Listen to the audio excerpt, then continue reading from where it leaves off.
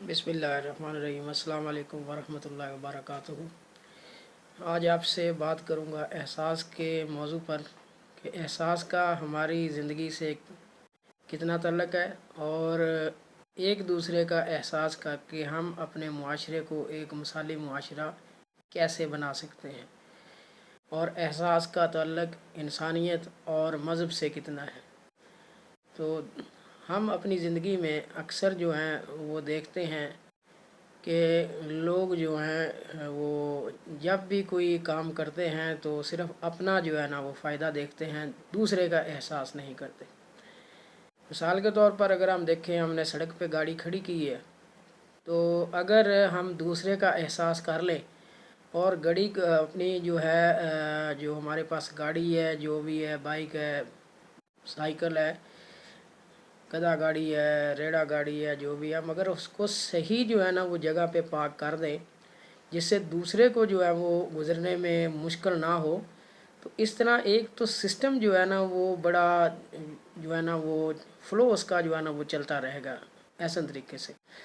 अगर हम गाड़ी को पार्क की कुछ इस तरह करेंगे कि अगर उसके सूरत में ये होगा कि फिर क्लैश भी होते हैं, वायलेंस भी आता है, फिर उसके बाद जो है ना बेहगा हंगम सी ट्रैफिक, और उसके बाद फिर वो जानलेवा जो है ना वो ट्रैफिक जैम।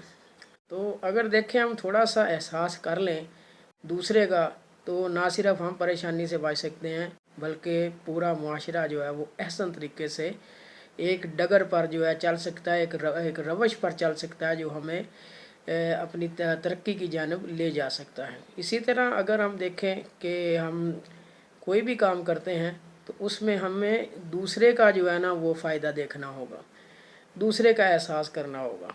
मसलन वॉशरूम भी जाते हैं तो हमें दूसरे आने वाले का जो है ना वो ध्यान करना होगा कि दूसरे को मेरी वजह से तंगी ना हो, तो इसको बेहतर तरीके से साफ़ करें।